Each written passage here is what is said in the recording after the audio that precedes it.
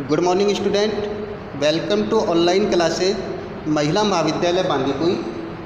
आज हम political science में बीए पाठ द्वितीय में भारतीय शासन अधिनियम 1935 के बारे में अध्ययन करेंगे और हम जानेंगे कि इस अधिनियम का निर्माण करने की आवश्यकता क्यों हो गई थी, अधिनियम की कितनी विस्तृतता थी और इस अधिनियम में किस किस प्रकार की विशेषताएं थी।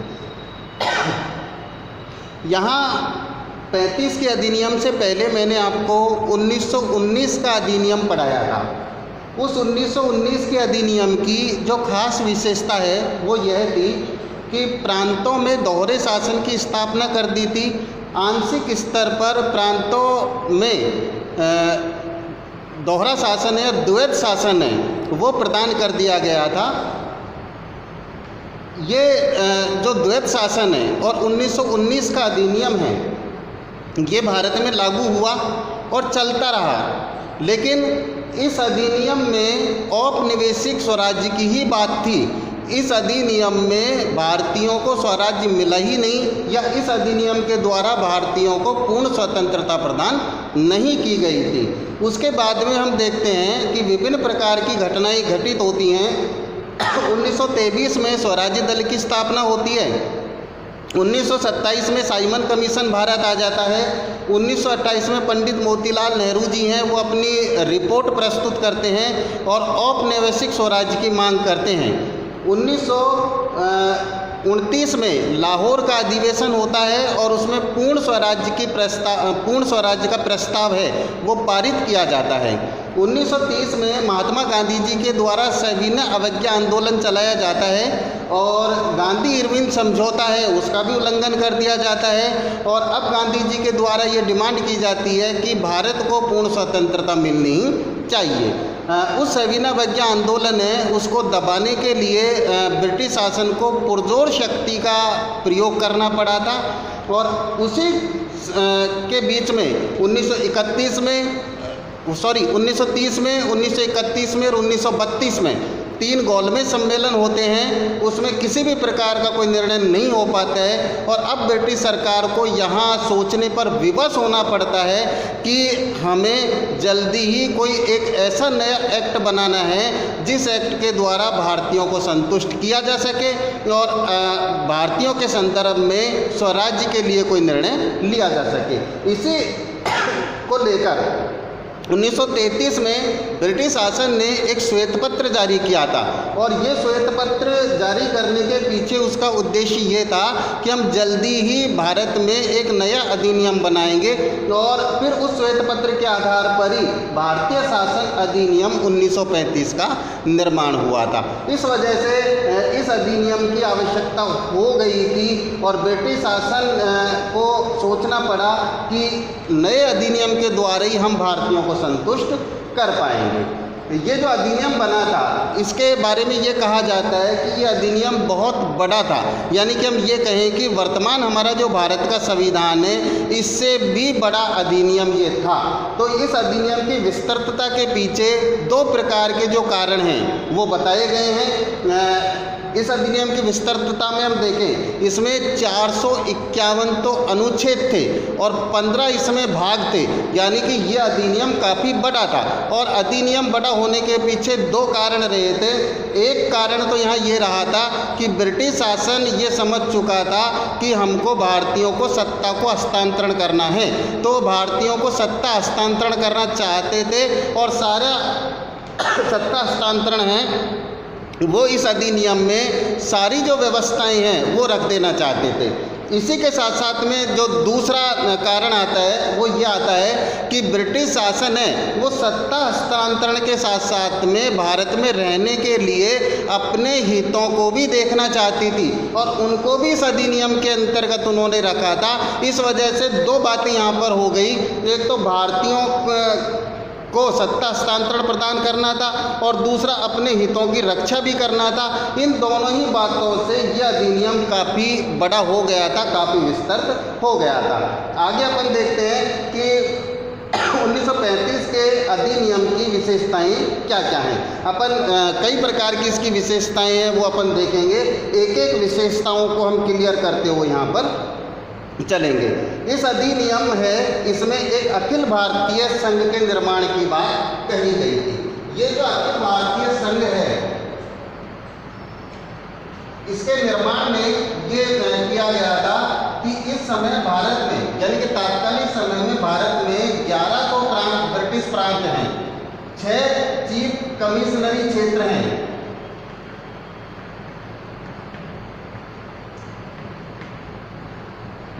और उसी के साथ में तीसरी चीज थी देशी रियासतें। इन तीनों को ही मिलाकर एक अखिल भारतीय संघ का निर्माण किया जाना था। इसमें यह प्रावधान कर दिया अधिनियम में कि ब्रिटिश भारत के प्रांतों को अखिल भारतीय संघ में मिलना अनिवार्य होगा, चीफ कमिश्नरी क्षेत्रों को अनिवार्य होगा, जबकि देशी रियासतों का मिलन इसमें ऐच्छिक होगा। यानी कि देशी रियासतों के नरेश अपनी इच्छा प्रकट करें कि हम इस संघ में मिलना चाहते हैं तो ही वो मिल सकते थे, अन्यथा नहीं मिल सकते थे, इनकी इच्छा के ऊपर निर्भर था। दूसरा, इसमें यह भी प्रावधान कर दिया कि जो केंद्रीय व्यवस्था टीका है उसमें 2 सदन बना दिए गए थे, और 2 सदनों में जो ऊपर वाला सदन है राज्य परिषद, इसमें देशी रियासतों की संख्या है वो 104 निर्धारित कर दी गई थी। कुल 104 संख्या इसमें निर्धारित कर दी, और इसमें यह भी कहा गया था कि 104 में से 50% देशी रियासतों का सम्मिलन इसमें होना आवश्यक है, तभी एक अखिल भारतीय संघ का निर्माण हो सकता है। यानी कि हम ये कहें कि 52 जो रियासत सदस्य हैं वो इसमें कम से कम आते, तब जाकर एक अखिल भारतीय संघ का निर्माण होता। परंतु देशी रियासतों के नरेशों ने अखिल भारतीय संघ में किसी भी प्रकार की कोई रुचि नहीं दर्शाई, और फिर अखिल भारतीय संघ का निर्माण भारत में हो ही नहीं पाया। मैं यहाँ ये कहूँगा कि ब्रिटिश शासन का जो उद्देश्य है और इस प्रकार की जो व्यवस्था उन्होंने की थी वो यही थी कि एक अखिल भारतीय संघ का निर्माण है वो इसमें कर तो दिया था, लेकिन वो व्यवहारिक रूप से नहीं करना चाहते थे, और इसी वजह से उन्होंने देशी रियासतों को ऐच्छिक बनाया था, क्योंकि वो जानते थे कि देशी रियासतें इस अखिल भारतीय संघ में मिलन करके और अपने अधिकारों को नहीं खोना चाहेगी, और इसी वजह से अखिल भारतीय संघ का निर्माण नहीं हो पाया था। ये साथ में मैं आपको जो परेशानी आई थी उनके बारे में भी बता रहा हूँ कि क्यों ये ऐसा हुआ था, क्या कमियां हैं वो ब्रिटिश शासन ने इस अधिनियम में छोड़ दी थी। दूसरी वाली जो बात आती है इसमें वो आती है प्रांतीय स्वायत्तता, या दूसरी वाली जो विशेषताएं हैं वो आती है प्रांतीय स्वायत्तता। देखिएगा यहाँ पर कि इससे पहले जो 1919 का भारतीय शासन अधिनियम बना था, ये जो भारतीय शासन अधिनियम है इसमें द्वैध शासन को अपनाया गया था। एक तो इसमें रक्षित विषय किए थे और एक इसमें हस्तांतरित विषय किए थे। ठीक है, तो दोहरा शासन यहाँ पर बनाया गया था। तो ये हस्तांतरित विषय है वो उत्तरदायी बनाया गया था। इस वजह से हम ये कहें कि प्रांतों में एक रेस्पॉन्सिबल गवर्नमेंट की स्थापना हुई थी, या प्रांतों को स्वायत्तता थी, लेकिन वो जो स्वायत्तता थी वो आंशिक स्वायत्तता ही थी, वो पूर्ण स्वायत्तता नहीं थी। और भारतीयों के द्वारा ये डिमांड की जा रही थी बार बार कि प्रांतों को पूर्ण स्वायत्तता मिलनी ही चाहिए। अतः 1935 के भारतीय शासन अधिनियम के द्वारा प्रांतों को पूर्ण स्वायत्तता प्रदान कर दी गई थी, और यहाँ पर जो प्रांतीय स्वायत्तता है उसको बनाया गया था। यानी कि हम ये कहें कि 2 प्रकार की व्यवस्थाएं थी, एक तो गवर्नर था और उसकी कार्यकारिणी परिषद थी, और दूसरी साइड पे थे लोकप्रिय मंत्री। अब पहले तो क्या होता था कि गवर्नर है वो लोकप्रिय मंत्रियों के जो डिसीजन है उसमें फेरबदल कर सकता था, और जो कार्यकारिणी परिषद है उसकी ज़्यादा मानता था लोकप्रिय मंत्री है। हालांकि उनको अधिकार तो दे दिया था, लेकिन ये अधिकार है उसमें अंतिम निर्णय की शक्ति गवर्नर के पास में थी। इसी वजह से हम इसको आंशिक उत्तरदायी शासन कहते हैं। अब यहाँ पर ये कर दिया था कि लोकप्रिय मंत्री जो भी सिफारिश करेंगे, निर्णय करेंगे, उसी के आधार पर गवर्नर है निर्णय करेगा। यानी कि गवर्नर को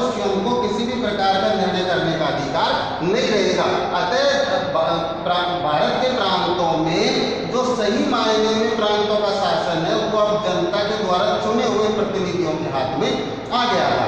इस रूप में हम ये कहें कि इस अधिनियम के द्वारा जो दूसरी विशेषता है वो प्रांतीय स्वायत्तता की बात हुई थी और प्रांतों को पूरी तरीके से पूर्ण स्वायत्तता इस अधिनियम के माध्यम से प्रदान कर दी गई थी। तीसरी जो विशेषता इसमें आती है वो आती है इसमें केंद्र में द्वैध शासन की स्थापना। केंद्र में द्वैध शासन की स्थापना। इस विशेषता में आप देखिएगा यहाँ कि 1919 के अधिनियम में यही द्वैध शासन व्यवस्था है, ये कहाँ पर थी? प्रांतों में थी। और अब 1935 के अधिनियम के द्वारा इस द्वैध शासन व्यवस्था को उठाकर कहाँ पर कर दिया गया था?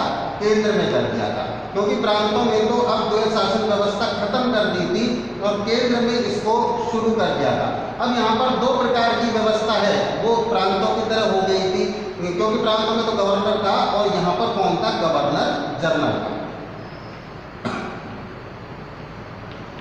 और एक दूसरी तरफ जो बनाया गया था वो क्या बनाया था? यहाँ पर मंत्रिमंडल बनाया था। ये जो गवर्नर जनरल है इसकी नियुक्ति तो ब्रिटिश सम्राट के द्वारा की जाती थी और जो लोकप्रिय मंत्री हैं इनका निर्वाचन है वो जनता के द्वारा किया जाता था। इस वजह से ये जनता के प्रति उत्तरदायी थे और गवर्नर जनरल है वो ब्रिटिश सम्राट के प्रति उत्तरदायी था। इस प्रकार की व्यवस्था यहाँ पर थी। तो गवर्नर जनरल है इनको चार जो विभाग हैं उनमें फुल फ्लैश शक्ति है वो प्रदान कर दी गई थी कि इन जो चार विभाग हैं इनके कामों को तो गवर्नर जनरल देखेगा और अंतिम निर्णय उस पर उसी का होगा। इसमें था एक तो विदेश, दूसरा था सुरक्षा, तीसरा था धार्मिक मामले और चौथा था कबायली मामले। ये चार प्रकार के जो विभाग हैं उन पर अधिकार तो गवर्नर जनरल को दे दिया था और बाकी के जितने भी विभाग हैं वो किसके पास में हो गए? मंत्रिमंडल के पास में हो गए थे।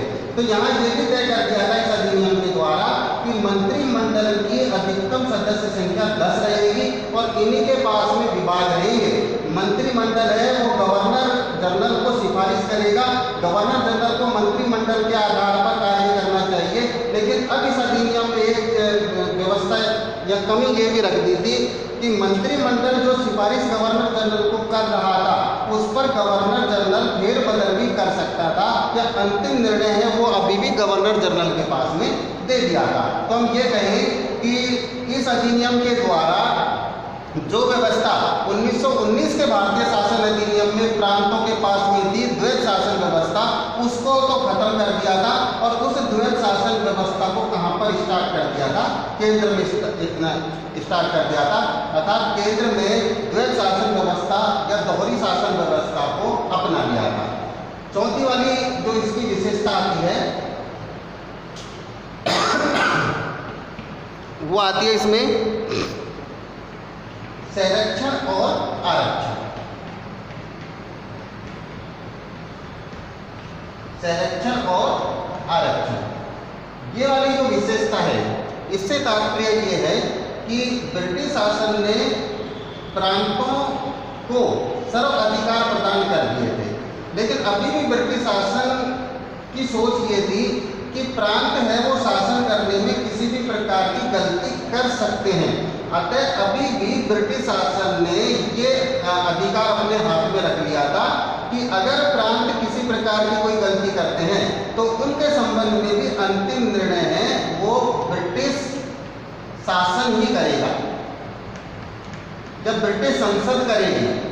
ये अधिकार है उन्होंने अपने पास में रख लिया था क्योंकि उनको पता था कि ये त्रुटि कर सकते हैं, गलती कर सकते हैं और उन गलतियों का सुधार है वो ब्रिटिश शासन ही करेगा या ब्रिटिश संसद ही करेगी। इसी को इस अधिनियम में संरक्षण व आरक्षण की व्यवस्था कही थी, अर्थात कि प्रांतों के द्वारा किसी प्रकार की गलती करने पर ब्रिटिश शासन के द्वारा उसमें संशोधन किया जा सकता है या परिवर्तन किया जा सकता है। यही संरक्षण और आरक्षण की व्यवस्था थी। नेक्स्ट वाली जो विशेषता आती है इसमें वो आती है विधानमंडल।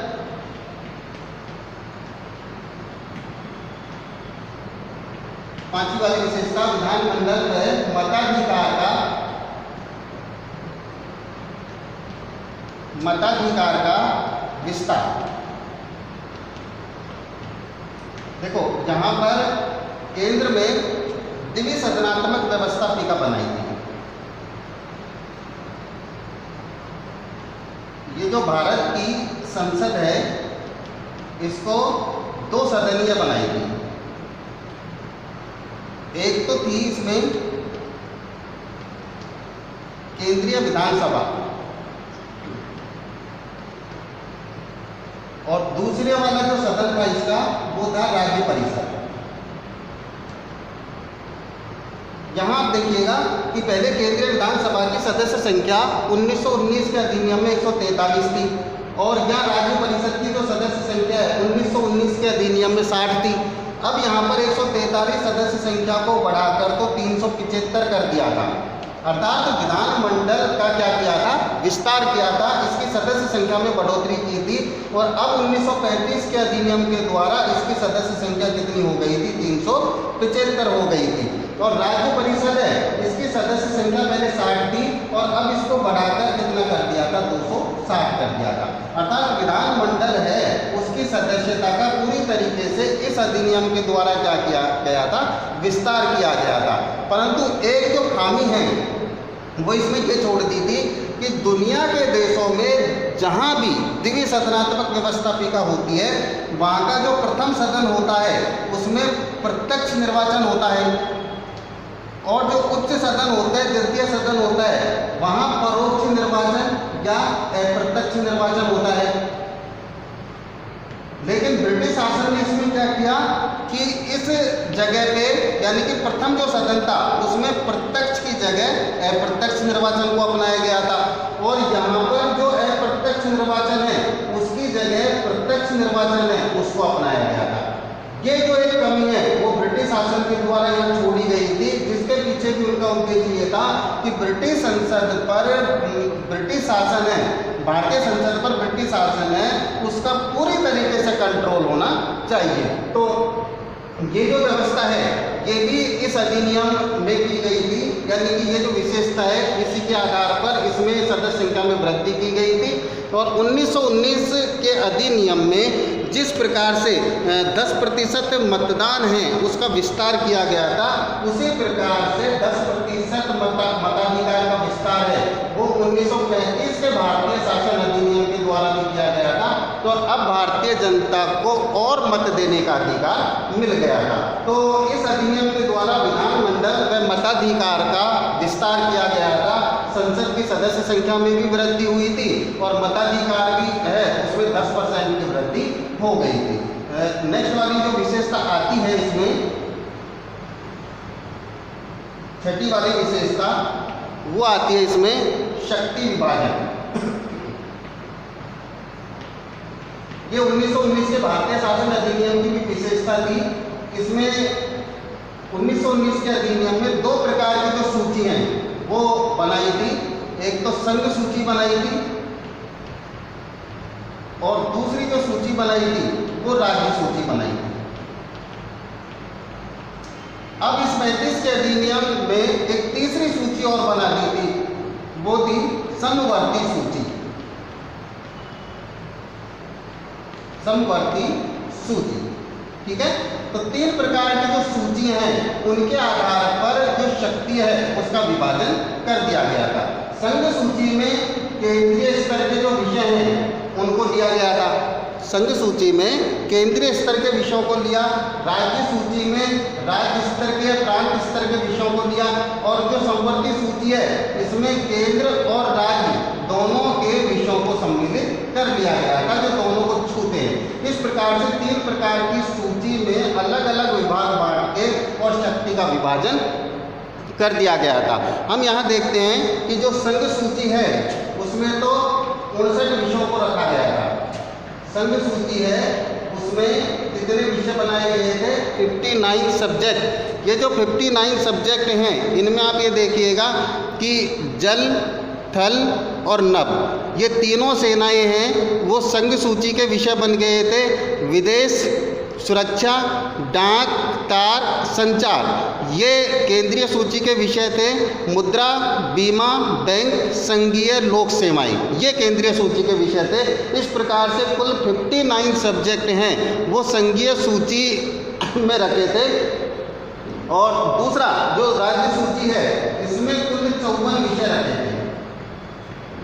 राज्य सूची में कुल 54 विषय रखे थे और इन 54 विषयों में जो विषय बनाए थे राज्य स्तर पर वो थे शांति, न्याय, न्यायालय, प्रांतीय लोक सेवाएं, स्थानीय स्वशासन, स्वास्थ्य, अस्पताल, नहरें, कृषि, जंगल, शिक्षा, सड़क।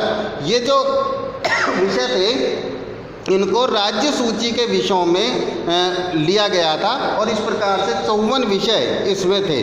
तीसरा जो आता है समवर्ती सूची, इसमें कुल 36 विषय रखे थे।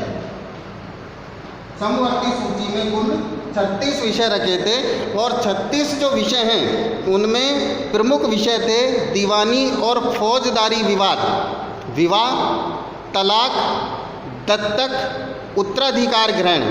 ये जो विषय हैं इनको समवर्ती सूची में रखा था और ये 36 विषय थे। अब यहाँ पर आप देखिएगा कि स्पष्टतः ये भी कर दिया गया था कि संघ सूची के विषय पर संघीय संसद को कानून निर्माण करने का अधिकार होगा, राज्य सूची के विषय पर प्रांतों के विधानमंडलों को कानून निर्माण करने का अधिकार होगा और समवर्ती सूची पर केंद्र और राज्य दोनों के विधानमंडलों को कानून निर्माण करने का अधिकार होगा। लेकिन अगर एक ही विषय पर दोनों ने कानून बनाया है तो संघ का कानून मान्य होगा, राज्य का कानून मान्य नहीं होगा। यानी कि जो संघीय विधानमंडल ने कानून बनाया है उसी को अनुमति मिलेगी, राज्य विधानमंडल के द्वारा बनाए गए कानून को अनुमति नहीं मिलेगी। इसी के साथ साथ में अगर इन तीनों विषयों में से कोई विषय बच जाता है तो वो अवशिष्ट विषय होगा और इस अवशिष्ट विषय के संदर्भ में कर दिया कि इस पर कानून निर्माण करने का जो अधिकार है वो गवर्नर जनरल के पास में रहेगा और ये गवर्नर जनरल ये तय करेगा कि इस अवशिष्ट विषय में कानून निर्माण करने का अधिकार वो संघ को सौंपे या राज्य को सौंपे। अर्थात इस पे अंतिम निर्णय करने का अधिकार है वो गवर्नर जनरल के पास में ही पूरी तरीके से बना रहा। इस प्रकार से 1935 के अधिनियम में शक्तियों का विभाजन किया गया था। 3 प्रकार की जो सूचियां हैं वो बनाई गई थी, संघ सूची, राज्य सूची और समवर्ती सूची। नेक्स्ट वाली जो इसकी विशेषता आती है वो आती है संघीय न्यायालय। इस अधिनियम के द्वारा एक संघीय न्यायालय की स्थापना की थी। इस संघीय न्यायालय में एक तो मुख्य न्यायाधीश की व्यवस्था की गई थी प्लस 2 अन्य न्यायाधीशों की व्यवस्था की गई थी। इस प्रकार से कुल 3 न्यायाधीशों की व्यवस्था इसमें की गई थी। इसको जो अधिकार दिए गए थे वो 2 प्रकार के अधिकार दिए थे। एक तो इसे मौलिक अधिकार दिए गए थे, अर्थात संघीय न्यायालय वो मौलिक रूप से विवादों की सुनवाई करेगा और दूसरा जो अधिकार है वो इसे अपीलीय संबंधी अधिकार दिया गया था। अर्थात राज्यों के न्यायालयों के द्वारा कोई निर्णय किया जाता है तो फिर इस संघीय न्यायालय में उसकी क्या की जा सकती है, अपील की जा सकती है। तो अपीलीय अधिकार वो भी इसके पास में था। प्रमुख रूप से मौलिक अधिकार में अगर केंद्र और राज्य के बीच में किसी विषय को लेकर विवाद उत्पन्न हो जाता है तो उसका अंतिम निर्णय करने का अधिकार किसको दे दिया, सर्वोच्च न्यायालय को दे दिया, इस संघीय न्यायालय को दे दिया। तो इस प्रकार से एक संघीय न्यायालय की जो स्थापना है वो भी इस अधिनियम के द्वारा की गई थी और विभिन्न विवादों की सुनवाई का अधिकार है वो इस संघीय न्यायालय को दिया गया था और इसका निर्णय है वो अंतिम भी बता दिया था। नेक्स्ट बात आती है इसमें ब्रिटिश संसद की सर्वोच्चता।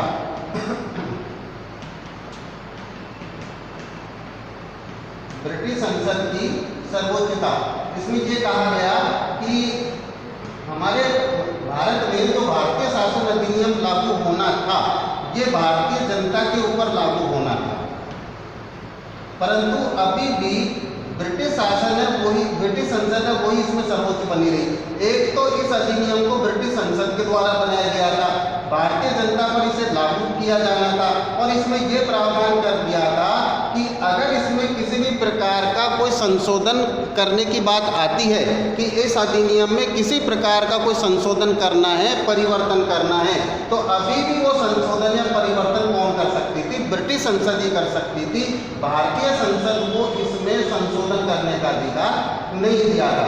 अभी तो ये जरूर था कि भारतीय संसद है वो संशोधन की सिफारिश कर सकती थी, लेकिन इसमें संशोधन करने का जो अधिकार है वो तो ब्रिटिश संसद के पास नहीं बना रहा। तो इस रूप में अभी भी ब्रिटिश संसद की ही सर्वोच्चता है वो भारत के संदर्भ में बनी रही, यानी कि अंतिम जो शक्ति है वो ब्रिटिश संसद के पास में ही इस अधिनियम के द्वारा रही थी। नेक्स्ट वाली जो विशेषता आती है इसमें, 9वीं वाली जो विशेषता है अपनी वो आती है इसमें प्रस्तावना का अभाव।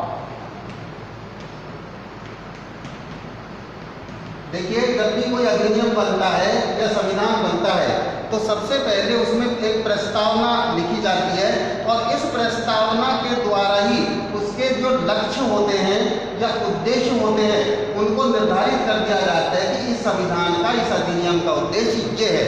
लेकिन आप देखिएगा कि यहाँ पर एक खामी यह रही थी कि 1935 के अधिनियम के द्वारा कोई प्रस्तावना इस अधिनियम में नहीं थी और पता ही नहीं लगा कि इसका लक्ष्य या उद्देश्य क्या है। जब भारतीयों के द्वारा ये कहा गया कि इस अधिनियम में प्रस्तावना क्यों नहीं है, तो आनन फानन में ब्रिटिश संसद ने 1919 के अधिनियम की जो प्रस्तावना है उसको ही इसमें निहित कर दिया था। और ये 1919 की जो प्रस्तावना है इसमें एक बात प्रमुख रूप से लिखी थी, औपनिवेशिक शासन, औपनिवेशिक शासन। अब यहाँ पर ये बात आई थी, स्पष्ट कर दिया था कि अभी भी ब्रिटिश शासन का जो उद्देश्य है वो यही है कि वो भारत में डोमिनियन गवर्नमेंट की स्थापना करनी चाहती है, यानी कि पूर्ण स्वराज्य तो वो इस अधिनियम के द्वारा अभी भी प्रदान नहीं करना चाहती थी। इस चीज़ को स्पष्ट कर दिया जिसकी भारतीयों के द्वारा निंदा भी की गई थी। अतः इस अधिनियम में किसी भी प्रकार की कोई प्रस्तावना है वो नहीं थी। प्रस्तावना का इस अधिनियम में पूरी तरीके से अभाव था। नेक्स्ट बात आती है इसमें सांप्रदायिक निर्वाचन प्रणाली।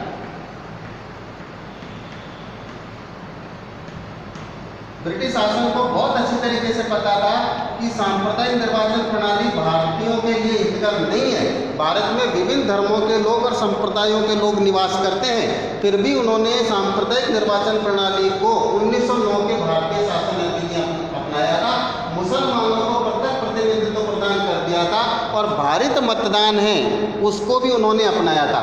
इस चीज़ को उन्होंने 1919 के अधिनियम में भी अपनाया था और 1935 के अधिनियम में भी उन्होंने यही कहा था, यही स्पष्ट कर दिया था इस अधिनियम में कि भारत में ईसाई, मुसलमान, आंध्र भारतीय, सिख आदि को पृथक प्रतिनिधित्व होगा, यानी कि इनका पृथक प्रतिनिधित्व है वो इस 35 के अधिनियम के द्वारा भी रख दिया गया था।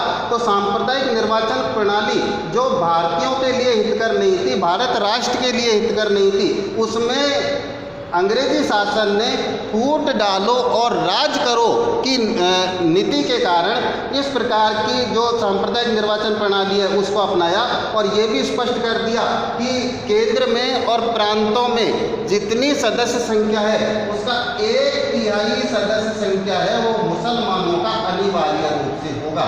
इसका तात्पर्य ये था कि मुस्लिम तुष्टीकरण की नीति को अपनाकर मुसलमानों को अपने पक्ष में करना चाहते थे और फूट डालो राज करो की नीति के माध्यम से वो भारत में और लंबे समय तक बने रहना चाहते थे। तो सांप्रदायिक निर्वाचन प्रणाली है, इसको भी 1935 के भारतीय शासन अधिनियम के द्वारा ब्रिटिश शासन ने रखा था। 10वीं वाली जो इसमें विशेषता आती है वो आती है भारत परिषद का अंत। देखिए, 1935 के अधिनियम से पहले हमारे भारत में 2 प्रकार की व्यवस्थाएं हैं वो देखने को मिल रही थी। एक तो गवर्नर जनरल और उसकी कार्यकारिणी परिषद थी सेंटर में। और दूसरा जो क्या था, क्या देखने को मिल रहा था इसमें कि एक भारत मंत्री का पद बना रखा था और उसकी कार्यकारिणी परिषद भी इसमें थी। जब भारतीयों के द्वारा ये डिमांड उठाई जा रही थी लगातार लंबे समय से कि इस दोहरे शासन का क्या मतलब है यहाँ पर, या तो गवर्नर जनरल और उसकी कार्यकारिणी परिषद है तो फिर इस भारत मंत्री पद है उसको समाप्त किया जाना चाहिए, इसके कार्यकारिणी परिषद है उसको भी समाप्त कर दिया जाना चाहिए।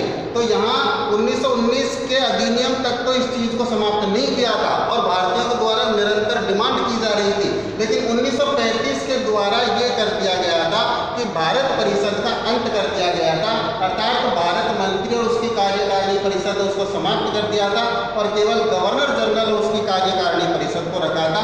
ये भी एक अच्छा संकेत है, वो 1935 के अधिनियम के द्वारा भारतीयों को मिला था। लेकिन यहाँ ये चीज़ भी थी पूरी तरीके से कि चाहे इनको समाप्त कर दिया जाए, लेकिन गवर्नर जनरल और उसकी कार्यकारिणी परिषद है उसको यहाँ पर ताकतवर बनाया था, सशक्त बना दिया था। अब यहाँ पर ये कर दिया था कि भारत मंत्री की परिषद है उसका हम अंत जरूर कर देंगे, लेकिन भारत मंत्री का पद है वो अभी भी बना रहेगा और लोक सेवाएं भारत की जितनी भी होंगी उसमें अंतिम निर्णय करने का अधिकार भारत मंत्री का ही रहेगा। यानी कि अभी भी हमारी भारत की जो लोक सेवाएं हैं उन पर कंट्रोल करने का अधिकार है वो भारत मंत्री के पास ही बना रहा। तो इस प्रकार से भारतीय शासन अधिनियम की हमने 10 विशेषताओं को देखा और 10 विशेषताओं के माध्यम से समीक्षात्मक रूप से हम अंत में ये कह सकते हैं कि ये जो अधिनियम था ये अवश्य ही भारतीयों के हितकर था और भारतीयों के लिए ही बनाया गया था। काफ़ी हद तक इसमें सहूलियतें भी थी और ये जो अधिनियम है इसमें भारतीयों को भी सम्मिलित किया गया था। इस वजह से आज ये भी बात आती है कि जब हम वर्तमान भारतीय संविधान की बात करते हैं तो इसका 75% हिस्सा तो 1935 के भारतीय शासन अधिनियम का ही रखा गया था। क्यों? क्योंकि इस अधिनियम के द्वारा काफ़ी हद तक भारतीयों के संदर्भ में निर्णय किया गया था। ये अधिनियम भारतीयों के लिए हितकर था, लेकिन कुछ कमियां भी इस अधिनियम में छोड़ दी थी जिनको भी मैंने आपको स्पष्ट कर दिया था और ये जो ऐसी कमियां थी ये असंतोष का कारण भी बनी और फिर इनको निरंतर भारतीयों ने ब्रिटिश शासन के सम्मुख आगे भी रखा था। आप आगे भी अध्ययन करते रहिएगा निरंतर। धन्यवाद।